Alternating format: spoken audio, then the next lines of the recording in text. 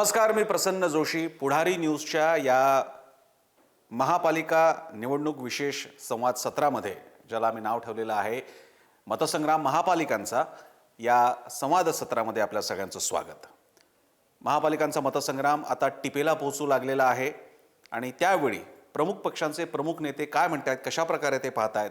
अनेकांसाठी ती अतिशय महत्त्वाची निवडणूक तर असणार आहे, केवळ यश मिळवण्यासाठी नव्हे तर त्यांचं व्यक्तिगत किंवा पक्षाच्या बाबतीत त्यांचं कर्तृत्व कसं आहे, त्यांच्या पक्षाचं कर्तृत्व नेतृत्व कसं सिद्ध होतं आहे, यश कसं मिळतं आहे, आणि अशा अनेक अंगांसाठी, प्रस्थापितांसाठी, विरोधकांसाठी ही निवडणूक महत्त्वाची आहे. आणि याच सत्रामध्ये संवाद साधत असताना आज आपल्यासोबत आहेत शिवसेना नेते, माजी कॅबिनेट मंत्री राहिलेले युवा नेते आणि शिवसेनेचा आता महत्त्वाचा चेहरा असलेले आदित्य ठाकरे. आदित्यजी, आपलं स्वागत आहे पुढारी न्यूजवर. सुरुवात करताना पहिल्यांदा आजच्या तरुणाईच्या भाषेमध्ये आधी कसं असं लुक अँड फील नावाचा शब्द होता, आता वाईब्स आलेले आहेत. तर आता महाराष्ट्रभरात फिरल्यानंतर, मुंबईत फिरल्यानंतर मला तुम्हाला विचारायचं आहे, वाईब्स काय जाणवत आहेत? लोकांमध्ये थोडी अशी भावना आहे की ठीक आहे, तुम्ही सगळं मांडताय, पण महत्त्वाचे जे विषय आहेत, मुद्द्याचं कोण काय बोलतंय. कारण प्रत्येक शहरांमध्ये आपण जर पाहिलं तर गेली 4 वर्ष प्रशासक होता. 29 शहरं आपली महाराष्ट्राची ही प्रशासकाच्या माध्यमातून राज्य सरकारच चालवत होतं, भाजपच चालवत होतं. तसं पाहायला गेलं तर जवळपास 53% महाराष्ट्र हा अर्बन झालेला आहे.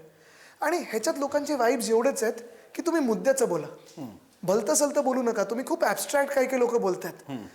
मुख्यमंत्री तर थेट बांगलादेशात पोचलेले आहेत. पण मुंबईचं काय, पुण्याचं काय, ठाण्याचं काय, आमच्या गटर वॉटर मीटरची निवडणूक आहे, त्याच्याबद्दल बोला.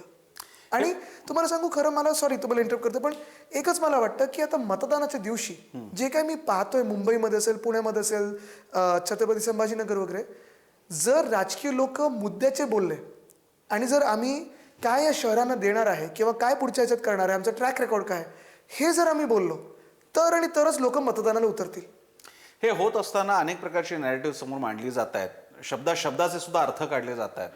आजच म्हणजे आज आता काल म्हणतोय मी शनिवारी 10 मिनिटापूर्वी बाजूलाच 10 मिनिटापूर्वी काल तुमच्या बाजूच्याच भागातून दक्षिणेतून आलेला एक नेता भाजपचा अण्णामलाई म्हणतोय की बॉम्बे हे एक इंटरनॅशनल शहर आहे, त्याला तुम्ही तसं स्थानिक राजकारणाच्या दृष्टीने बघू शकत नाही. 74,000 कोटी रुपयाचं सगळं बजेट आहे किंवा ठेवी आहेत वगैरे वगैरे सगळं, आणि त्यामध्ये इंटरनॅशनल शहर आहे आणि त्याच्याकडे तसंच बघितलं गेलं पाहिजे. मग ट्रिपल इंजिन सरकार तिकडे असलं पाहिजे. आणि बॉम्बे शब्द पुन्हा एकदा इकडचं राजकारण सुरू झालेलं आहे. तर कृपाशंकर सिंगनी तिकडे महापौर करण्याबाबतीतलं विधान केलेलं असेल मीरा भाईंदरमध्ये. इथे एक भाजपचा दक्षिणेतला नेता येऊन म्हणतोय की बॉम्बे हे एक आंतरराष्ट्रीय शहर आहे. या दिशेकडे तुम्ही कसं पाहता? मग या शब्दांच्या वॉर ऑफ वर्ड्सकडे कसं पाहता? नाही, वॉर ऑफ वर्ड्समध्ये परत मी पहिली गोष्ट तर सगळ्यांना सांगतो, मुद्द्याचं बोला, गटर वॉटर मीटरचं बोला, आम्हाला तुम्ही आमच्या शहराला काय देणार हे बोला.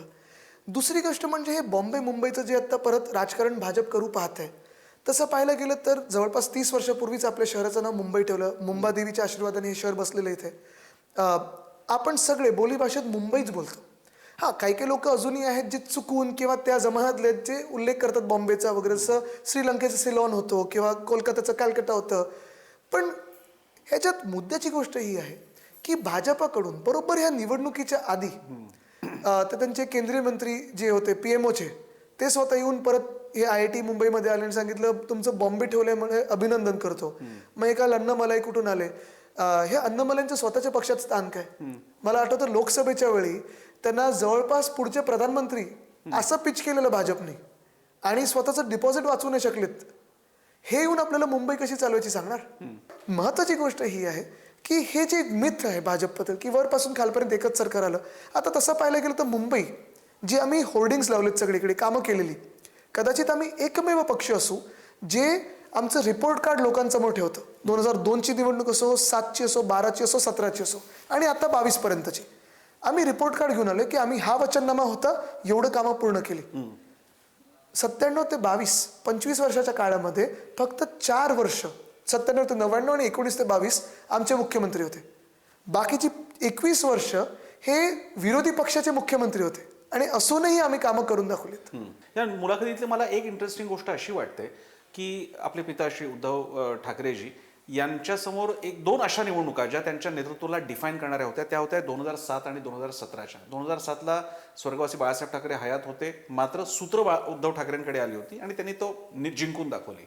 2017ला बाळासाहेब ठाकरे आपल्यात नव्हते, उद्धव ठाकरेंकडे सूत्र होतीच, पण आता बाळासाहेब ठाकरेंचं ते एक जे कवच कुंडल किंवा जे पूर्ण सगळा ऑरा असतो तो नव्हता, कारण फिजिकलीच नव्हते आणि तेव्हा आम्ही एकटे लढलो होतो. आणि एकटे लढला होता. त्यावेळी सुद्धा तुम्ही भाजपपेक्षा जास्त जागा होत्या. माझं तरी हे इम्प्रेशन आहे की ही निवडणूक त्या अर्थानं शिवसेनेच्या बाबतीत बोलत असताना आदित्य ठाकरेंचा सुद्धा डिफाईन मोमेंट आहे का, आणि मग त्याला आदित्य ठाकरे कसं बघतायत? मला वाटतं नेतृत्व हे उद्धव साहेबांचंच आहे. 2002 पासून त्यांनी खरं हे नेतृत्व घेतलं का मुंबई जिंकण्याचं, आणि आपण पाहिलं असेल 2 पासून 22 पर्यंत म्हणजे 97ला पहिलं आमचं सरकार आलं, पण त्याच्यानंतर जी आर्थिक नियोजन महापालिकेत करायला पाहिजे होतं त्याच्यावर त्यांचं लक्ष होतं. जी कामं मुंबईत व्हायला पाहिजे होती त्याच्यावर असेल, जे वचननामे आम्ही वचनं दिली ती वचनपूर्ती होणं हे पण त्यांचंच होतं. अर्थात मी एक त्यांचा सैनिक म्हणून लढतच आहे, शिवसेनेचा नेता म्हणून मी लढतच आहे, आमदार म्हणून मी लढतच आहे, मुंबईकर म्हणून मी लढत आहे, पण मेन मॅन इज. पण या तिकीट वाटपामध्ये वगैरे बॅकडोर मीटिंग्स असतात, तशा बॅकरूम मीटिंग्स मध्ये वगैरे तुमचा पण रोल असेल. उद्धवजींचा एक स्ट्रॉंग पॉइंट आहे ऍडमिनिस्ट्रेशन, जे त्यांनी पक्षात मोठे साहेब असताना म्हणजे माझ्या आजोबा असताना ते आणलं होतं की कशी मांडणी असायला पाहिजे, काय असायला पाहिजे. त्यांची एक पद्धत मला जी नेहमी आवडली, आणि मी 2002 पासून म्हणजे मी 12 वर्षाचा होतो तेव्हा अवतीभोवती फिरायचो, त्यांच्यासोबत सभेला गेलो आहे तेव्हा प्रकाश मेहताजी असतील, राज पुरोहित असतील, विनोद तावडेजी असतील, नंतर मुंडे काका असतील, आम्ही सगळे एकत्र फिरायचो एका गाडीतून. ही पण जी पद्धत आता त्यांनी तिकीट वाटपाची झाली, पहिलं म्हणजे युतीमध्ये मनसेकडून 3 आणि शिवसेनेकडून 3 आणि राष्ट्रवादीकडून अर्थात हे 3 लोक आम्ही निवडलेले होते. ते त्यांच्याच लेवलला बोलायचे, त्यांच्या पलीकडे चौथा माणूस त्याच्यात कोणी नव्हतं. ह्या तिघांना अख्ख्या मुंबईची माहिती होती, आणि जर काही फीडबॅक असेल ते द्यायचे. दोन्ही पक्षांनी सांगितलं होतं खेळीमेळीच्याच वातावरणात झालं पाहिजे, खेचाताण करू नका, उगीच काहीतरी अडवून बसू नका. पुढचा टप्पा येतो अर्थात सीट्स क्लिअर झाल्यानंतर सीटचा तिकीट वाटपचा. त्याच्यात पण उद्धव साहेबांनी इथेच 4 सलग दिवस म्हणजे आम्ही 5 वाजता झोपायचो, परत 8:30-9ला उठून परत लोकांना भेटायचो. कारण काय होतं की दोन्ही गोष्टी असतात, एक ज्यांना तिकीट मिळतं तो उत्साह असतो, तो आनंद असतो, तो जल्लोष दिसतो, पण त्याच मतदारसंघामध्ये तुमचे 4 चांगले कार्यकर्ते असतात जे नाराज होतात.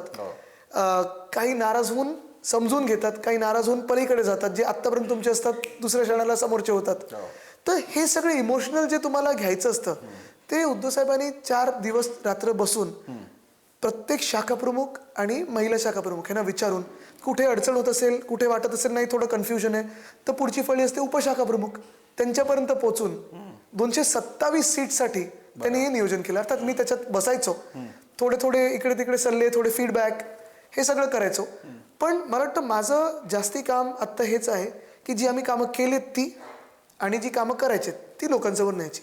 आदित्यजी, या सगळ्या गदारोळात व्यापामध्ये सगळ्यांना तुम्हाला महाराष्ट्रभर जाता आलेलं नाही आहे.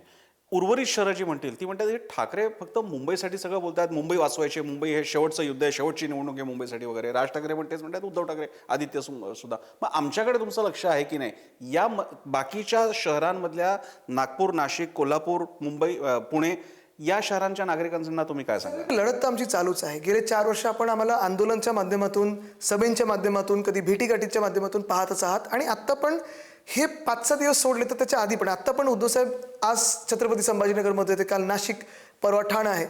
मी एकच सांगेन सगळ्यांना, हीच विनंती करेन की जे कोणी राजकीय पक्ष खूप भलतंसलतं बोलतायत ह्या निवडणुकीमध्ये, बांगलादेश, रोहिंग्या, ही विचारधारा, ती विचारधारा, जे मतदार आहेत त्यांनी एवढाच विचार करावा की आज माझ्या गल्लीला, माझ्या शहराला, माझ्या प्रभागाला काय गरज आहे. ही निवडणूक गटर वॉटर मीटरची आहे. ही केंद्राची निवडणूक नाही ना राज्याची निवडणूक आहे. ही निवडणूक तुमच्या घरांची आहे, तुमच्या गल्लीची आहे. हाच विचार करून मतदान करा.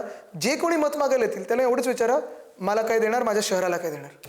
आता भाजपचं जर तुम्ही पाहाल तर त्यांचे नेते बाहेर फिरतात आणि मुंबई सांभाळायला त्यांच्याकडे अदानी आहेतच. पण आम्ही इथे जे लढत आहोत ते मुंबई आहे, जे महाराष्ट्राचं नाक आहे, मुंबई महाराष्ट्राची राजधानी आहे, ती वाचवलं. आता जसं परवा अन्नमला येऊन गेले आणि ते काय बोललेत की Bombay is not Maharashtra city, is global city. म्हणजे त्यांना महाराष्ट्राचं हे शहर आहे किंवा राजधानी आहे मान्यच नाहीये. आणि कदाचित हा पण प्लॅन असू शकतो. ही भाजपची मानसिकता आहे ना. म्हणजे तुम्ही आता बघा, जे त्यांनी चंदीगड बरोबर आता हळूच करण्याचा प्रयत्न केला पण पंजाबमध्ये उद्रेक झाला. मुंबईत जर कुठेही आपण डगमगलो, मुंबईत भाजपच्या सीट जर आल्या तर हे 100% तुम्हाला लिहून देतो, हे युनियन टेरिटरीच्या दिशेने जाणार. कारण आत्ता जर तुम्ही पाहिलं त्यांचं जे नियोजन आहे, बुलेट ट्रेन जिथे येते बरोबर BKC मध्ये, ती जाते कुठे? अहमदाबादला. खर्च महाराष्ट्र जास्ती उचलत आहे, स्टेशन जास्ती गुजरातला मिळतात. त्याच बीकेसीच्या बाजूला तुम्हाला अदानिस्तान बनवून मिळते. 1600 एकर हे अदानीच्या घशात घातले जातात, तेही मोफत. कोणी इथे येऊन जगात श्रीमंत होण्यात मला काही कोणालाही त्रास नाहीये, पण जे धारावी करते ते पिढ्यानपिढ्या राहतात. त्यांना 500 स्क्वेअर फूट घर द्या, त्यांना तिकडेच गाळे द्या, कुंभारवाडा आहे, कोळीवाडा आहे, तिथे चर्म उद्योग आहे, मायक्रो मीडियम स्मॉल इंडस्ट्रीज आहेत, ते सगळं तिथून तुम्ही देवना डम्पिंग ग्राउंडवर घालणार. काही लोकांना मुलुंडमध्ये पाठवणार. मुलुंडमध्ये लोकवस्ती किती झाली आहे? तिथे आहे का जागा खरोखर तिथे इथून वस्ती तिथे पाठवायला? पण हे सगळं कशासाठी चाललंय? तर मुंबई तुम्ही आतापर्यंत राजकीयदृष्ट्या जिंकू शकला नाहीत, मुंबईला तोडू शकला नाहीत. मग हळूहळू मुंबईला कमजोर करत जायचं. जसं एक उदाहरण मी नेहमी देतो की मुंबईचा आर्थिक कणा मोडायला पहिलं काय मोडायला घेतलं नाही तर BST. जी परवडणारी BST होती, जे जुने मार्ग होते ते सगळे बंद केले, भाडी तिप्पट केलेली आहेत. एक तास जर रांग लागायला लागली, कोण उद्या BSTतून जाणार आहे? मग त्या सिटी फ्लो वगैरेच्या ज्या बसेस आहेत प्रायव्हेट त्याच्यातूनच जातात. तर हे जे काही त्यांनी नियोजन आखलेलं आहे हे मोडण्यासाठी मुंबईवर सगळ्यांचं लक्ष आणि ती मुंबई राखण्याचं काम आमचं. हे सगळे जे आता प्रॉब्लेम बघायला मिळत आहेत, मग जेव्हा शिवसेना भाजप एकत्रितरित्या इतकी वर्ष सत्ता करत होती तेव्हा सगळंच छान होतं आणि आताच सगळं बिघडायला लागलं असं आपण म्हणताय? मी हे पण तुम्हाला आवर्जून सांगेन की जे आहे ना पोटात दुखतं ना की सामनातून अग्रलेख यायचे किंवा शिवसेना आमच्या विरुद्ध बोलायची, जिथे जिथे आम्हाला वाटतं की मुंबई किंवा महाराष्ट्राच्या हिताच्या विरुद्ध तुम्ही काहीतरी करताय, तिथे मग आम्ही काँग्रेस सोबत असू किंवा भाजप सोबत असू किंवा कोणाही इतर सोबत असू, जर तुम्ही मुंबई हित किंवा महाराष्ट्र हिताच्या विरुद्ध काहीतरी करत असाल किंवा देश हिताच्या विरुद्ध काहीतरी करत असाल, कॉमन सेन्सच्या पण विरुद्ध काहीतरी करत असाल, तर आम्हाला बोलायला लागेल. आणि साहजिक जर आम्ही काहीतरी विरुद्ध करत असू तर त्या मित्रपक्षांनी बोलून दाखवणं गरजेचं आहे, तरच ते तुमच्यामध्ये केमिस्ट्री राहते. बरं, दुसरी गोष्ट अशी आहे की आम्ही कुठे कटकार असताना नाही केलं यांची सरकार पाडायला, कुठेही आमदार फोडा सरकार पाडा हे नाही केलं, पण जे होतं ते तसंच्या तसं आम्ही लोकांसमोर आणलं. आता एक चित्र असं दिसतंय की एकीकडे तुम्ही ते म्हणतायत, मग आता तो कोस्टल रोड असेल, बाकीचे प्रोजेक्ट्स असतील की आम्ही हे सुरुवात केली होती आणि उद्घाटनाला हे आले होते, वेळेस मुख्यमंत्री देवेंद्र फडणवीस किंवा भाजपचे नेते असतील ते त्यांची यादी सगळी म्हणून दाखवतात की काँग्रेसच्या काळात एकच मेट्रो सुरू झाली होती, सुद्धा 2014च्या अलीकडे आम्ही बघा किती सगळ्या भरपूर मेट्रो सुरू केल्या आणि बाकीचे सगळे प्रोजेक्ट सुरू झालेले आहेत. याच्यामध्ये या वॉर ऑफ डेव्हलपमेंट नॅरेटिव्हच्या बाबतीत भाजप थोडा अधिक पुढे जातोय. म्हणूनच मी हे घेऊन बसलोय. सध्या सगळ्या मुलाखतीत सगळीकडे मी हेच घेऊन तयार जातो. आहे. डॉकेट तयार आहे. Docket like a rocket. हा कोस्टल रोड साऊथ बाउंड त्याचा भूमिपूजनाचा फोटो आहे. फडणवीस साहेब दिसतात का कुठे? हे कुठेही नाहीत, कारण ह्याच्यावर भाजपने बहिष्कार टाकला होता. का? तर उद्धव साहेबांच्या हस्ते ह्याचं काम आम्ही करत होतो. 2017 भाजप आमच्यासोबत महापालिकेत नव्हता, नाही तर प्रत्येक कामात ते फोटोमध्ये दिसतात, कारण ते अर्थात आमच्यासोबत 20 वर्ष होते. पण ह्या कामात ते नव्हते, कारण ते आमच्यासोबत नव्हते. बरं, इन्व्हिटेशन सगळ्यांना होतं, पण मुख्यमंत्र्यांच्याच हातून आम्हाला भूमिपूजन करायचे. कशाला? काय संबंध तुमचा? कशाला करताय? काडी मात्र संबंध नाही ना, पैसा तुम्ही दिलाय ना, परवानग्या तुम्ही दिल्यात.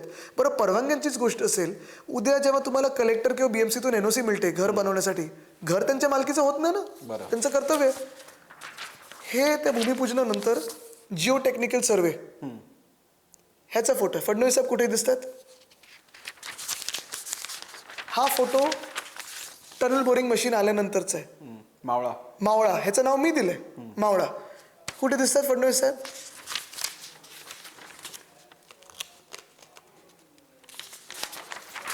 हे टनल बोरिंग मशीनचं काम सुरू होताना अश्विनी भिडेजींच्या हस्ते आम्ही करून घेतलं, कारण ते खरोखर चांगले ऑफिसर आहेत, चांगलं काम करतात. मुख्यमंत्री स्वतः बाजूला उभे आहेत, उद्धव साहेब तत्कालीन, आणि मी पण आहे तिथे पालकमंत्री म्हणून. कुठेही फडणवीस साहेब दिसतात?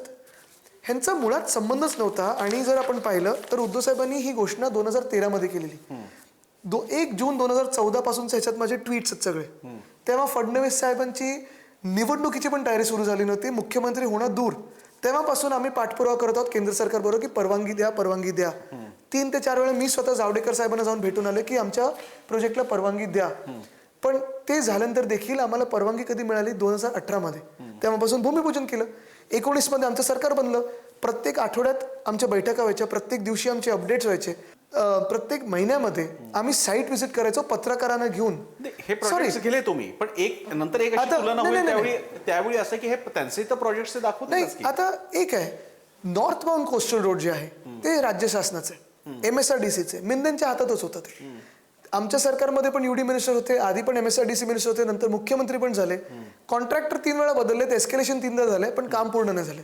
तसंच मुंबई पुणे मिसिंग लिंक 2015 साली मी मिंदनबरोबर गेलो होतो, तिथे पाहिलं की आता काम सुरू होतंय. 15 ते आता 25, 26 आज सुरू झाले. ती 2दा कॉन्ट्रॅक्टर बदलले, 7,500 कोटींनी एस्केलेशन झाले, अजून काम पूर्ण नाही झालं. असंच ते प्रश्न विचारतात की इतक्या वेळा सारखं बजेट स्पेंड करून सुद्धा मिठी नदी काही क्लीन झालेली नाही. आता मिठी नदीचा विषय असेल, कॉन्ट्रॅक्टर मात्र तेच राहतात, मिठी नदीचं- खड्ड्याचे रस्ते तसेच राहिले. एका वेळी तर मुंबई एवढी चॉक झाली होती की उद्धव ठाकरेंना तेव्हा दिलगिरी व्यक्त करावी लागली होती मुंबईकरांसमोर. ते 2005चा तो ढगफुटी होती. त्याच्यानंतर आम्ही जे ब्रिमस्टॉडचं काम केलं, 6 पंपिंग स्टेशन आमच्या काळात झाले, तेव्हा भाजप पण सोबत होतं. म्हणजे 2 गोष्टी आहेत. एक, तुम्ही क्रेडिट जे घेताय ना, मग 20 वर्ष तुम्ही आमच्यासोबत होतात, मान्य करा आम्ही कामं केली. क्रेडिट घ्यायचं असेल तर आम्ही कामं केली, मान्य करा. नाहीतर तुम्ही क्रेडिट घेऊ शकत नाही, कारण कामच झाली नाहीयेत. बरं, मिठी नदीचा पण जो विषय आहे, मिठी नदीसोबत दहिसर, ओशिवरा, पोयसर ह्या नद्या मुंबईमध्ये जर आपण पाहिलं तर 2007 पासून आतापर्यंत त्याचं रुंदीकरण आणि खोलीकरण हे आमच्या वेळी झालेलं आहे. गाळ काढण्याचं काम असेल, हे प्रत्येक वर्षी तुम्हाला गाळ हे 3 प्रकारचे असतात. एक फ्लोटिंग डेब्री असतो, जो कचरा आपण वरतून टाकतो आणि आजूबाजूला जी वस्ती आहे ते टाकत असते. दुसरं जे सिवेज वॉटर येतं, STPचे आत्ताही काम जसं आपण बोलतोय, मला वाटतं गेले 5-6 वर्ष ते काम सुरू आहे, कारण हे काम कॉम्प्लिकेटेड आहे. आजूबाजूच्या सगळ्या वस्तीचं काम STPचं ते त्यांना त्या 2 लाईनमध्ये जोडायचं आहे. आणि तिसरं जो असतो गाळ काढण्याचं काम, गाळ हा कुठच्याही नदीमध्ये नैसर्गिक असतो.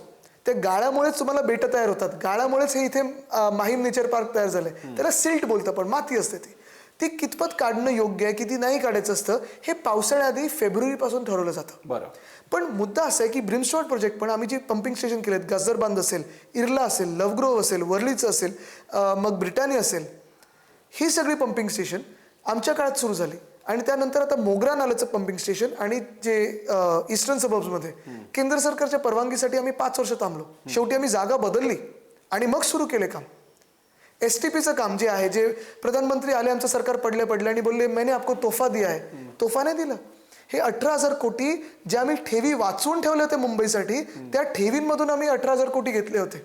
STPचं काम पण 10 वर्ष का लागले, तर COD BOD हे 30 असायला पाहिजे की 10 असायला पाहिजे, जे काही हे असतात त्यांचे पॅरामीटर्स असतात, ते सुप्रीम कोर्ट आणि NGT मध्ये खेळत राहिले. ज्या मिनिटाला परवानगी आली, भूमिपूजनाची वेळ आली, तेव्हा मोदी साहेबांचं योगायोगाने सरकार आलं होतं. हे असं सगळं झालेलं आहे. मुंबई महापालिका जर का शिवसेना चालवणार असा तुमचा दावा आहे, तुम्ही एक मोठं प्लॅनही दाखवलेला आहे, त्याच्या अनेक भागांमध्ये तुम्हाला राज्य शासन, केंद्र शासन याचा या ना त्या प्रकारे संबंध येतो. एक मुंबई म्हणाली तर ती फक्त महापालिका नाहीये, त्याच्या डिफेन्स, केंद्र सरकार, राज्य सरकार या सगळ्या डिपार्टमेंटचा या ना त्या प्रकारे संबंध येतो. हायवे एक तर नुसतं उदाहरण घेतलं तरी. मग अशा वेळी तुमचा हा जो ॲम्बिशियस प्लॅन आणि प्रोजेक्ट्स वगैरे आहेत ते फक्त महापालिका पुढे घेऊन जाणार? 25 वर्ष आम्ही सत्तेत होतो महानगरपालिकेत, 21 वर्ष दुसऱ्या बाजूचे मुख्यमंत्री असूनही आम्ही ती कामं करून दाखवलेत. म्हणजे BSTचं भाडं जे आम्ही कमी करायचं बोलतोय, राज्य सरकारचा काही संबंध नाहीये. 10,000 इलेक्ट्रिक बसेस आणण्याचा प्रयत्न करतोय, राज्य सरकारचा काही संबंध नाहीये. आमच्या BMCच्या एस्टेट प्रॉपर्टीवर शासकीय कर्मचारी असतील, आमचे महापालिकेचे कर्मचारी असतील, BSTचे कर्मचारी असतील, पोलीस कर्मचारी असतील, यांना घरं द्यायची परवडणारी. राज्य सरकारचा काडी मात्र संबंध येत नाही. इनफॅक्ट मला वाटतं केंद्र सरकार तर 7व्या की 8व्या वेतन आयोगावर आहे. आम्ही त्याच्याही पुढे जाऊन BMCच्या कर्मचाऱ्यांना कधीच हे वेतन आयोग पुढचं 9वा लागू केलंय. पण एवढे प्रोग्रेसिव्ह जर का आणि भूमिका तुम्हाला असतील तर सांगतो, मग आता बेस्टच्या सहकारी निवडणुकीमध्ये फटका का बसला? कारण त्याच्यात वेगळी कारणं होती. जी कारणं, जे काही चेहरे आमच्याकडून होते, ते परस्पर त्यांनी युती पण जाहीर केली होती, प्लॅनिंग पण त्यांनी भलतंसलतं केलं होतं, आणि जो काही त्यांचा परिणाम त्यांना भोगायचा होता ते भोगले. कुठेही पक्ष त्याच्यात उतरलं नव्हतं, आणि ते अजूनही आता परत निवडणूक झाली नवीन चेहऱ्यांसोबत, तर पक्षासोबत लोक राहतील. तिसरी गोष्ट म्हणजे जे मी काही सांगतो ना, पेट केअर शेल्टर्स आहेत, स्ट्रे शेल्टर्स आहेत, पेट पार्क्स बनवायचे आहेत, किंवा मुलांसाठी डे केअर शेल्टर्स बनवायचे आहेत. 5 जे हॉस्पिटल्स आहेत, MT अगरवाल हॉस्पिटल असेल, राजावाडी असेल, शताब्दीचे 2 हॉस्पिटल्स आहेत, ह्या हॉस्पिटलना मेडिकल कॉलेज करून घेण्यासाठी आम्हाला कोणाचे हे अखत्यारी येत नाही दुसऱ्याच्या, आम्ही करू शकतो. इव्हन आता हायवे पण महापालिकेचे झालेत आता, ते पण आम्ही करू शकतो. तुमच्या आताच्या 700 स्क्वेअर फूट माफ पण आम्ही करू शकतो. तुमच्या आता पण आता एवढं सगळं जर का करणार असेल तर तुम्ही फंड्स कुठून आणणार? कारण याच्यासाठी भरपूर पैसा लागणार आहे, जो माझा पुढचा प्रश्न आहे.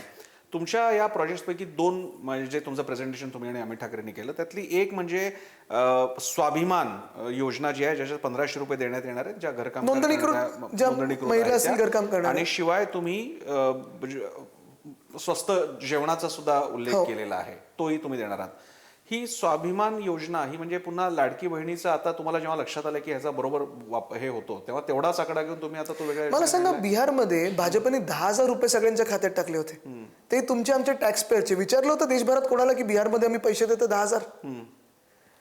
आम्ही जे करत आहोत. बरं, आता पण लाडकी बहीणमध्ये बघा, विरोध कोणी नव्हता केला. उलटा आम्ही तर सांगत होतो आम्ही जास्ती देऊ. भाजपने सांगितलं होतं 2100 करतील. आत्ता गेल्या एका वर्षाच्या सरकारमध्ये भाजपने सांगितलं होतं, म्हणजे ह्या निवडणुकीच्या आधी विधानसभेच्या, की शेतकऱ्यांना आम्ही कर्जमाफी करू. मुख्यमंत्री बोलले होते कोरा कोरा कोरा, बरोबर आहे, 7-12 कोरा करू. आता सांगतात योग्य वेळी, म्हणजे निवडणुकीच्या आधी करू. त्यांनी म्हटलं पुढच्या वर्षाच्या जून. पण तोपर्यंत जे शेतकरी आत्महत्या करतायत त्यांचं काय, कर्ज काढायचं की नाही काढायचं या येत्या सीझनचं? दुसरं, लाडकी बहीण 2100 करणार होते. हो, आता 2100 तर दूर, लाडकी बहिणीच त्यांनी कमी केलं, म्हणजे राख्या कापून आता कमी केलं त्यांनी. आणि आता सापडतंय की बहिणींसोबत काही भावांनी पण घेतलेत लाडकी बहिणीचे पैसे आणि त्यांच्या कार्यकर्त्यांनी पण काढलेत.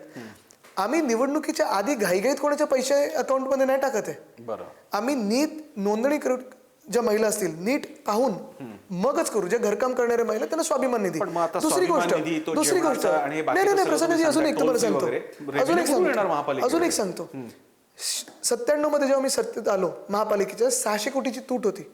कुठेही छुपे कर न वाढवता कोस्टल रोड पण जो आम्ही बनवला तो टोल फ्री ठेवला.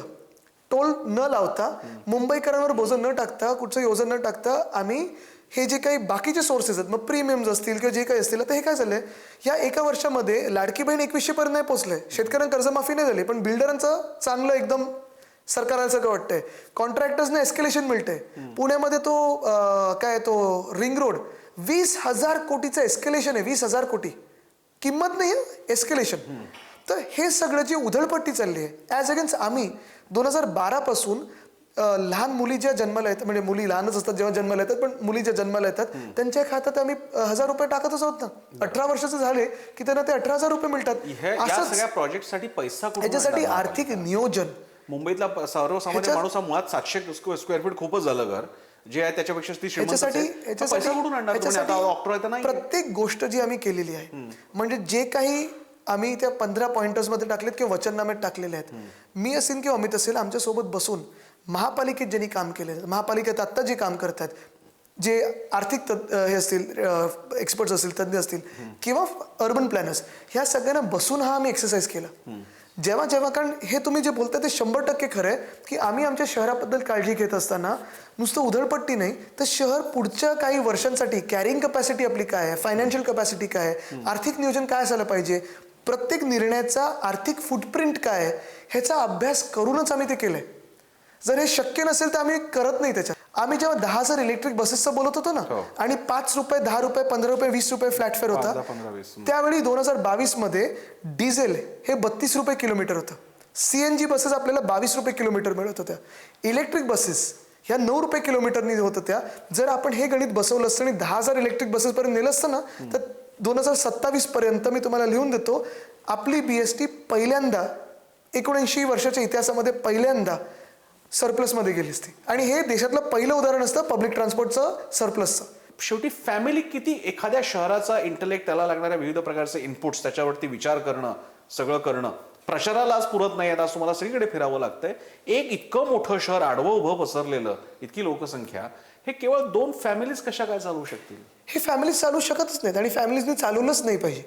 जे भाजप बोलताना it is not a family business, आम्ही त्यांना हेच उत्तर दिलं, it is not your business, it is our family. Mumbai is our family, not your business, आणि नेव्हर अडानीज बिझनेस. पण तुम्हाला सांगतो आता ह्याचं उत्तर पण आहे, कारण हे मी एक्सपिरियन्स मधून पाहतोय. 1997 पासून जेव्हाही मला थोडं राजकारण करायला लागलं 2001-2 साली, प्रत्येक निर्णय हा उद्धव साहेबांनी मोजून मापून घेतला. ज्या काही समित्या होत्या त्या अर्थात पारदर्शकपणेच चालतात. त्या समित्यांमध्ये विरोधी पक्ष पण असतो, प्रेस पण बसलं असतो, अधिकारी पण असतात आणि सत्ताधारी पक्ष म्हणून आम्ही असायचो. 17 पर्यंत भाजप सोबत होती, 17 नंतर आम्ही एकटे होतो.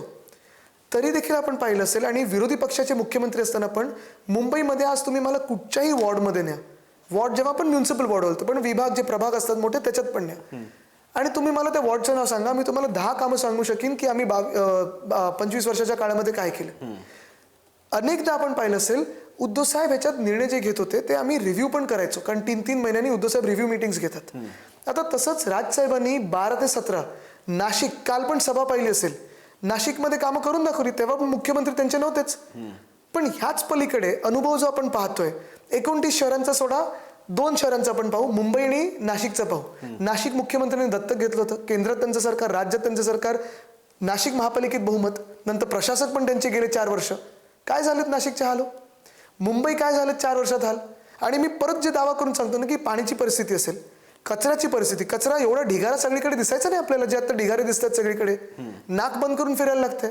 पियुष गोयलजी मासाळी बाजार दिसलं की नाक बंद करतात, आम्ही कचऱ्याचं पाहून नाक बंद करतोय. पण नाक मुंबईला कधी बंद करण्याची वेळ आली नव्हती. आज जी मुंबईवर जी स्थिती आली ना, ती एवढ्यासाठीच आलेली आहे कारण आम्ही प्रेमाने मुंबई जपायचो आणि मुंबईची सेवा करायचो. हे जे 3 लोक बसलेत ना, मुंबईचे आहेत ना मुंबईवर प्रेम करणार आहेत. कोविडच्या काळात एका व्यक्तीवर सगळं ओझं होतं, सगळे बोलत होते सगळीकडून की हे उघडा ते उघडा, असं करा तसं करा, हे करा ते करा. तेव्हा उद्धव साहेबांनी फक्त आणि फक्त महाराष्ट्राच्या हिताचं काय तो विचार केला. आणि फेसबुक लाईव्ह, ज्याच्याबद्दल आता हे जे काही अपशब्द वापरतात, फेसबुक लाईव्हच्या माध्यमातून महाराष्ट्र जसं वाचवला तसं हे गरा जिथे सगळीकडे फिरतायत वाचू शकले होते का? उत्तर प्रदेशचे जे हाल झाले होते तसे महाराष्ट्राचे झाले होते का? तुम्ही आता म्हणालात की मुंबई हा आमचा, कारण आम्ही कुटुंबासकट त्याला पाहतो, कुटुंबासारखं त्याला पाहतो. म्हणजे इथे पूर्ण आलं की हे आम्ही इथे आहोत, हे आमचं कुटुंब आहे, आम्हाला मुंबई माहिती आहे. आणि इथे मग तो मुद्दा सुरू होतो की जो राज ठाकरेंनी केला होता की मुंबई समजून घेण्यासाठी आणि त्याचे प्रश्न कळण्यासाठी मुंबई जन्मावं लागतं. आणि मग त्याला देवेंद्र फडणवीसांनी, मला या निवडणुकीच्या निमित्तानं तुम्हाला मुंबईकर व्हायचं, पुणेकर व्हायचं की नागपूरकर व्हायचं? म्हणजे तुमचा जन्म कुठे झाला, तुम्ही हिंदू आहात का, तुम्ही मुस्लिम आहात का, मामू इक्वेशन काय आहे, हिंदू महापौर, हिंदू मराठी महापौर, मराठी मुस्लिम महापौर. तर म्हणजे मला कळत नाही, एक शहर आहे त्याचे काही प्रश्न आहेत, 100% त्याच्यात महापौर समजा मुस्लिम झाला काय? आता उदाहरणार्थ हुसेन दलवाई काँग्रेसचे नेते, आयुष्य त्यांचं बँड्रामध्ये गेलं, बँड्राला ते राहतात, मराठी मुस्लिम, उत्तम मराठी बोलतात, होणार नाही. आता समजा ते काही काँग्रेसमध्ये झाले, समजा मुस्लिम महापौर झाला, सो वॉट. पण मुस्लिम महापौर म्हटलं की शिवसेनेची अडचण होते. हिंदू होणार का मराठी होणार, मराठी मुस्लिम होणार का? ह्याच्यावर एकच उत्तर आहे. मी जे सातत्याने बोलतोय आणि मुख्यमंत्र्यांना मी आवर्जून नेहमी सांगतोय, प्रत्येक तुम्ही 10 दिवसातले माझे कुठची शाखा भेट पहा, इंटरव्ह्यू पहा किंवा कुठेही पहा, मुंबईचा महापौर कोण होणार हा गेल्या 60 वर्षात 65 वर्षात कधी याच्यावर डिबेट झालं नाही. काँग्रेस केंद्रात आणि राज्यात पण सत्तेत असताना कधी याच्यावर डिबेट केलं नाही. स्वतः हुसेन दलवाई साहेबांनी याच्यावर डिबेट कधी केलं नाही, कधी केलं नाही. कारण हे कोणाच्या मनातच नव्हतं. मुंबईचा महापौर मराठीच होणार, जसं बेंगलुरूचा महापौर कर्नाटकात झालं पाहिजे, कोलकाताचा महापौर हिंदू मराठी होणार. हे जे म्हणजे हे विभाजन जे करायचंय, पोलरायझेशन जे करायचंय, हे कोणी सुरू केलं? भाजपने केलं. त्यांना आम्ही टोकाला धरेपर्यंत मराठी हा शब्द त्यांच्या तोंडातून फुटत नव्हता. कृपाशंकर बोललेत की उत्तर भारतीय होणार का, तर त्यांना विभाजन करायचंय. मग भलतं काल तो अन्नमला येऊन बोलला, काहीतरी भलतं बोलेल तो आता. पण मुद्दा हा आहे की मुद्द्याचं कोण बोलतंय? मला आतापर्यंत मुख्यमंत्र्यांचं एक भाषण दाखवा, चला क्रेडिट घेतात ना इन्फ्रास्ट्रक्चर मॅन म्हणून, मला एक दर्जेदार तुम्ही काम केलेलं दाखवा, मी तुमचं कौतुक करेन. ते म्हणतात आम्हाला ठाकरेंचं एक काम दाखवा, मी 3000 रुपये. चला मी घेऊन जायला तयार आहे त्यांना. 3000 रुपये मला नको आहेत, त्यापेक्षा लाडकी बहिणीला 2100 करून द्या.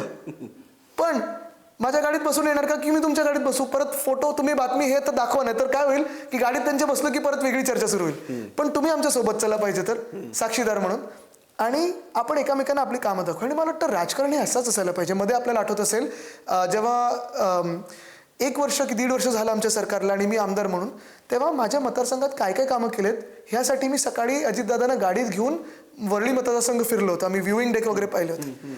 चला ना कामं दाखवूया आपण एकामेकांना, कशाला भांडता तुम्ही? कमिंग बॅक टू तो मुद्दा कंटो आता इलेक्ट्रोल इश्यू झालेला आहे की महाविकास आघाडी किंवा काय ठाकरे जर का आले तर मुस्लिम महापौर होणार. माझा थेट प्रश्न आहे, म्हणजे मला स्वतःला त्याचा इंटरेस्ट नाही किंवा ते म्हणजे मेरिटच नाही की पण मराठी महापौर होणार की जसं भाजप स्पेसिफिक सांगते की हिंदू मराठी महापौर होणार, ठाकरेंचं उत्तर काय? मराठी हिंदू नाही आहेत का? आमच्या थोड्या पद्धती वेगळ्या आहेत. आमच्या प्रसादामध्ये कधी नॉनव्हेज आलं म्हणून आम्ही हिंदू नाही होत का? जर तुम्ही बंगालमध्ये उद्या गेलात, तिकडचे हिंदू नॉनव्हेज खात नाहीत का? पण तुमचं हिंदुत्व आमच्यावर लादताय, तुमची संस्कृती आमच्यावर लादताय, हे चालणार नाही. हा, तुमची संस्कृती तुम्ही पाळा ना, तुमच्या घरात पाळा, आम्ही आमच्या घरात पाळतो. आपण एकामेकांचा आदर. या मधल्या काळामध्ये शिवसेनेची एक मॅच्युरिटी खरंच चांगली आहे, ज्याचा मी जाणीवपूर्वक उल्लेख करेन. तुमच्यापासूनही सुरू झाली ती, म्हणजे 14 फेब्रुवारीचे काही नसती आता प्रकरण काही होत नाहीत वगैरे. धर्माचं माझ्यापासून म्हणजे मी काही 14 फेब्रुवारी बाहेर जात नाही. तुम्ही त्याला त्यावेळी जे काही फटकावण्याचं जे काही शिवसैनिकांचा जो बाणा होता तो जरा सांगितलं की आता हल्ली आई बाबा बघतात कोण आहे का 14 फेब्रुवारीला होती माझ्या मी त्या प्रश्नाकडे जात नाही आता, कारण मला नाही, मी सिरियस पहिलंच उत्तर देऊन मी ते बंद करून टाकलं. माझा प्रश्न असा आहे, शिवसेनेने काही गोष्टी चांगल्या अशा केल्या, भावनिक राजकारणापासून ती अधिक प्रॅक्टिकल होत गेली. हिंदुत्व राखत सुद्धा डेव्हलपमेंटल हिंदुत्वाची एक वेगळी व्याख्या करायचा प्रयत्न झाला. मराठी भाषिक असताना सुद्धा मी मुंबईकरच्या माध्यमातून ती विकसित होत गेली. मुस्लिम म्हणजे एक 90च्या पूर्वीची शिवसेना आणि त्यानंतर सुद्धा अशी शिवसेना बघायला मिळाली की आताच्या मवियाच्या प्रयोगाच्या काळामध्ये मी असं लोकांच्या फेसबुक पोस्ट पाहिलेले आहेत की I am a Muslim, I belong to a Muslim family who suffered in 92 riots in Mumbai, पण मी तरी सुद्धा शिवसेनेला मतदान करणार, म्हणजे कोणाच्या ठाकरेंच्या शिवसेनेला. हा एवढा एक परिवर्तन तुम्ही बघितलं आणि तो मेंटेन केलेला. याच्या बाबतीत एक क्रेडिट पहिल्यांदा तुम्हाला आपण देऊया. आता राज ठाकरेंकडे जाऊया. त्यांनी भैयांना ठोकून काढलेलं आहे त्यांच्या पक्षानं, भोंग्याचं राजकारण त्यांनी केलेलं आहे, मुसलमानांना सुद्धा शिवाय म्हणजे I mean to say criticise केलेलं आहे. भैया उत्तर प्रदेशी, गुजराती वगैरे ते सुद्धा सगळं झालेलं आहे. या सगळ्याचं बॅगेज घेऊन आलेले राज ठाकरे. तुलनेनं तुम्हाला 10 वर्षात याचं काहीच बॅगेज नाही आहे. तुमच्या बाबतीतलं एक उदाहरण दाखवता येत नाही की तुम्ही अँटी मुसलमान काही बोललात थेट. तुमच्याबद्दल एक दाखवता येत नाही की तुम्ही अँटी हिंदी बोललेला, गुजराती काही बोललेला. अशा वेळी आता ज्यावेळी तुम्ही या मुंबईसारख्या कॉस्मोपॉलिटन सिटीमध्ये जाल की आम्ही राज ठाकरे आणि उद्धव ठाकरे एकत्र आहोत, त्यावेळी या राज ठाकरेंकडच्या बॅगेजचं काय करणार? आज जिथे जिथे मी जातोय, मग ते आत्ता मी काही अमराठी एरियाजमध्ये गेलो, काही ठिकाणी उत्तर भारतीय पण आमच्या सभेत होते, तिथे मनसेचे पण कॅन्डिडेट स्टेजवर होते आणि शिवसेनेचे स्टेजवर होते. मुस्लिम महिला खूप मोठ्या संख्येत बसलेल्या आणि आपले हिंदू होते. मला वाटतं सगळ्यांमध्ये आता एक भावना आहे की हे सगळं बाजूला ठेवा आणि पहिलं आपल्या मुंबईला वाचवा, नंतर बाकीचं सगळं राजकारण बघून घेऊ. हे फार महत्त्वाचं आहे. कारण काय आहे की आत्ता आपण आपलंच इमेज, बॅगेज, डिव्हिजन्स बघायला लागलो ना, तर मुंबई आपल्या हातून कधी वाचणार नाही. मुंबई आपल्याला वाचवणं गरजेचं आहे. मुंबई भाजपकडून वाचवणं गरजेचं आहे.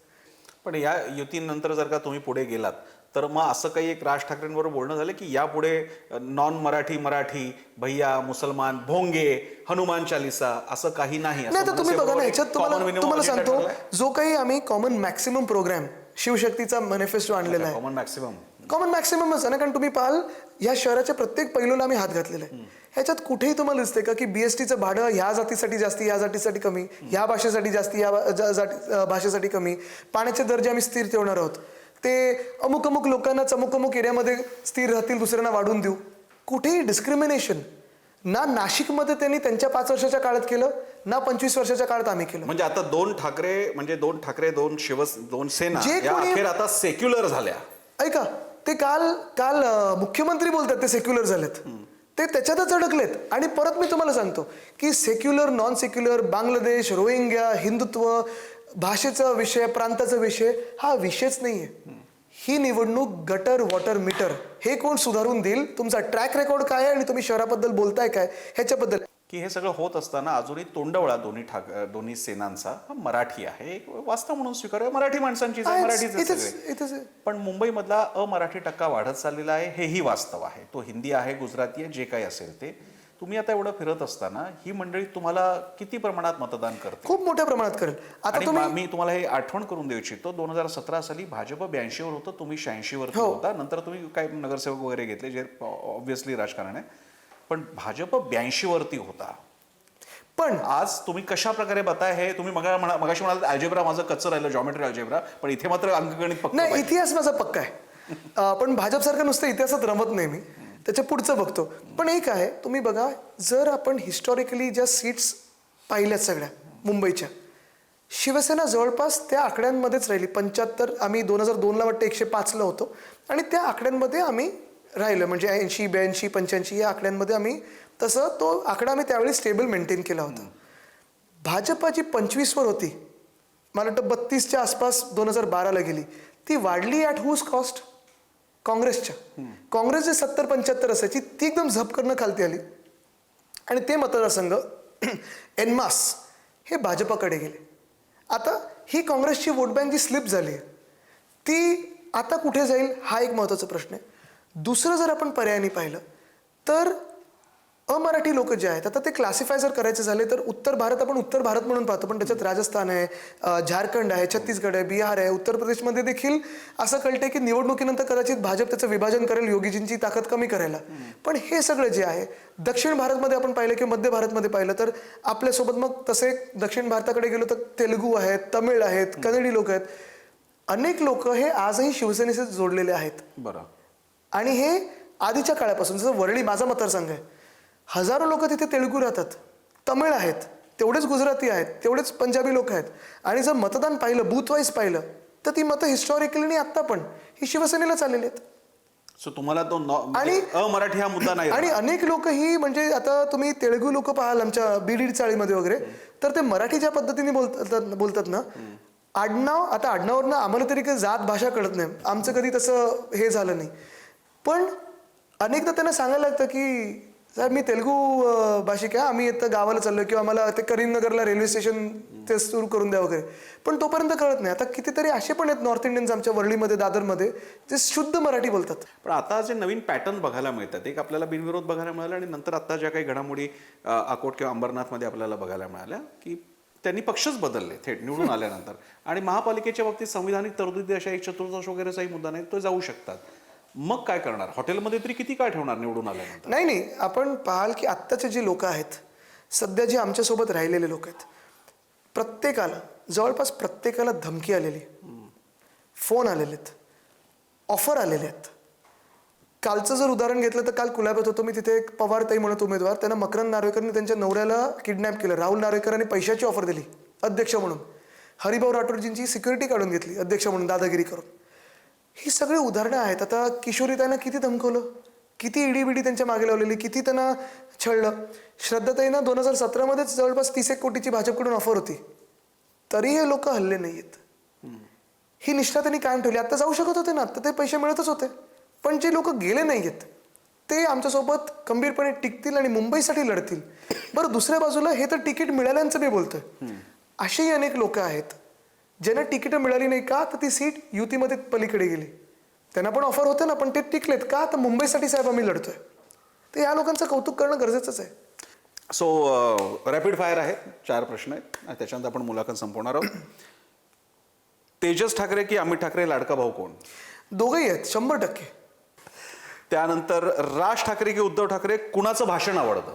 तुम्हाला सांगू, दोघांची वैशिष्ट्य अशी आहेत की उद्धव साहेबांचं आपण पाहिलं तर एक वेगळी बोलण्याची शैली आहे. एक एकदम ॲडमिनिस्ट्रेशनवर पक्की पकड असणारं, लोकांची भावना समजून घेणारं हे एक भाषण त्यांचं असतं. आणि अर्थात अभ्यासू खूप, म्हणजे त्यांनी वाचन बिचन करून असतं. राजसाहेबांचं भाषण पण जर आपण पाहिलं तर तेवढंच अभ्यासू असतं. आणि त्यांची बोलण्याची पद्धत, ते कधी कधी मिमिक्री किंवा जी टिंगल करतात, आणि परत भाषेवर जी एक प्रभुत्व आहे ते फार महत्त्वाचं आहे. आणि तिसरी गोष्ट तुम्हाला सांगतो, आत्ता गेल्या 3-4 महिन्यामध्ये, म्हणजे हे आधी खूप व्हायचं, मला आठवतं, मला पहिलं स्विमिंग पूलमध्ये, कारण मी तेव्हा घाबरायचो, मी 4 की 5 वर्षाचा होतो, गोव्याचं आमचं अधिवेशन होतं, तेव्हा पूलमध्ये उचलून टाकलेलं राजा काकांनी की अरे तू घाबरतोस ये, आणि असं उचलून पूलमध्ये टाकलेलं. तेव्हाची ती मजा मस्ती ॲज फॅमिली म्हणून. आणि आत्ता जेव्हा आम्ही परत भेटतो तेव्हा दोघांच्या अवतीभोवती बसलं की 3-4 तास कसे निघून जातात धमालीचे हे कळत सुद्धा नाही. आता असं वाटतं की हे गेली 20 वर्ष आपण का गमावलं असं वाटतं? आहे ना, पण आता त्याच्यात जाऊन काहीच अर्थ नाही. त्यानंतर आशिष शेलारांची टीका मिस करता? कोण? तुमच्या बाजूचेच आहे, तिकडनं थोडंसं पुढे गेलं की सिग्नल बदलला की ते कुरेशी पद राहिले की नाही राहिले, जसं भाजपचं अध्यक्षपद राहिलं नाही. बघा, त्यांच्याबद्दल मला वाईट वाटतं खूप. जसं भाजपमध्ये त्यांना वागणूक मिळाली, त्यांना मंत्रीपद जे अपेक्षित होतं, ज्यांना जे पद अपेक्षित होतं, खूप सहानुभूती आहे मला त्यांच्याबद्दल. मी कधीच त्यांच्यावर बोलत नाही. मुख्यमंत्र्यांचा आता नागपूरला कार्यक्रम झाला, तर्री पोहे विथ देवाभाऊ म्हणून कार्यक्रम होता. मुंबईची ओळख आणि तो शिवसेनेची सुद्धा ओळख, म्हणजे मला आठवतं शिवसेनेचे गाणे, ये गो ये खागो जरा शिवसेनेचा बटाटा वडा, असं कोणीतरी तिकीट त्याच्या निमित्तानं आले होते, ते गात होते वगैरे. माझा शेवटचा यातला प्रश्न, तर्री पोहे की बटाटा वडा? शिवाजी पार्कला एक वसईकर आहेत, त्यांचा भजीपाव आपण खाऊन पहा. कर्जतला एक चौक फाट्यावर तो आवडतो, इथे भजीपाव आवडतो, आणि पोहे मला घरचे आवडतात. आणि शेवट करत असताना, तुमच्याही नेतृत्वाचा कस लावणारी निवडणूक असताना, ठाकरे कुटुंब म्हणजे राज ठाकरेंचा असो नाहीतर उद्धव ठाकरेंचा असो, या सगळ्याची एक सावली, आणि त्या अर्थानं दोन्ही पक्षांची सुद्धा एका अर्थाने सावली, म्हणजे बाळासाहेब, स्वर्गवासी बाळासाहेब ठाकरे. आज ते नसणं आजच्या काळामध्ये, आजच्या सगळ्या राजकीय अर्थाच्या काळामध्ये कसं पाहता? खरं सांगू, एक आहे, निश्चितपणे आहे की 2 भाऊ जेव्हा एकत्र आले, स्टेजवर आले, तेव्हा माझ्या पण डोळ्यात पाणी होतं. आणि अजूनही बोलताना अंगावर काटा येतो, कारण राजकारण पण मी म्हणून पाहिलंय, मी फॅमिलीमधून पण पाहिलेलं आहे, आणि 20 वर्ष जेव्हा वेगळे होतो ते पण पाहिलेलं आहे. कदाचित ते आज जर असते तर त्यांना आनंद झालाच असता, कारण त्यांच्या काही शेवटच्या दिवसामध्ये आम्ही सगळेच, म्हणजे राजकीय सगळे वाद वगैरे बाजूला ठेवून अवतीभोवती असायचो. मी तर 22 वर्ष माझ्या आयुष्याचे दररोज लहानपणी शाळेत जाताना, नंतर कॉलेजला जाताना, आणि नाही गेलो तर मग आईला फोन यायचा किंवा नंतर मला विचारायचं की अरे तू आला का नाही आज सकाळी. आणि आज्या आणि आम्ही घरात नेहमी हरितुरीचंच वातावरण असायचं. तर ते एक आम्ही घरातलं म्हणून मिस करतो, कारण अजूनही आम्ही त्यांच्या मजल्यावर जातो, रूम तशीच्या तशी आहे. आणि कुठची सभा चांगली झाली, इंटरव्ह्यू झाला, तर आम्ही मग त्यांना जाऊन सांगायचो की एवढी गर्दी होती, असं झालं. मी तेव्हा तेवढं बोलायला लागलो नव्हतो स्टेजला, तेव्हा पण घाबरायचो, जसं आज पण मी जास्ती विचार करत नाही. पण त्यांना येऊन त्यांच्याशी चर्चा करणं किंवा बातम्यांबद्दल चर्चा करणं, इंटरनॅशनल अफेअर्सबद्दल खास करून त्यांना आवड असायची, ती चर्चा करणं. आज जे काही होतंय, मग व्हेनेझुएला असेल, हे इराणचं जे आता घडतंय वगैरे, ते आम्ही मिस करतो. पण लढाईच्या वेळी जेव्हा आम्ही लढत असतो तेव्हा बिलकुलही असं वाटत नाही की ते आज असते तर कसं असतं. का तुम्हाला सांगतो, कारण आयुष्यभर ते स्वतः लढत राहिले. त्याच्यानंतर त्यांनी उद्धव साहेबांना पुढे पक्ष चालवायला दिला, तो विश्वास देऊन दिला की तू ज्या पद्धतीने चालवशील त्याच्यावर माझा विश्वास आहे. असं नाही विचार करत राहिलो पाहिजे आम्ही की ते असते तर काय केलं असतं, ते असते तर काय केलं असतं. त्यांच्यावर विश्वास होता म्हणून त्यांनी ती जी काही सूत्र होती त्यांच्या हातात दिली. आदित्यजी, आता एवढं सगळं झाल्यानंतर, एवढा विश्वास त्यांनी आमच्यावर ठेवल्यानंतर, त्यांचं रक्त आमच्यात असल्यानंतर, जर लढताना आम्ही बोललो असतो की अरे हे आज पाहिजे असतील, तर आम्ही मग नालायक ठरू. असं होणार नाही. आणि तसं नाही म्हणून त्यांनी तुमच्याकडे ती सत्ता आणि ते मार्गदर्शन सोपवलेलं आहे. तुमच्या मागे आता ही फ्रेम लावताना मागे बाळासाहेबांची ती मूर्ती आहे, जिचा फोर्टमध्ये जो उभारला गेला आहे, त्याचीच ही रिप्लिका आय गेस दिसते.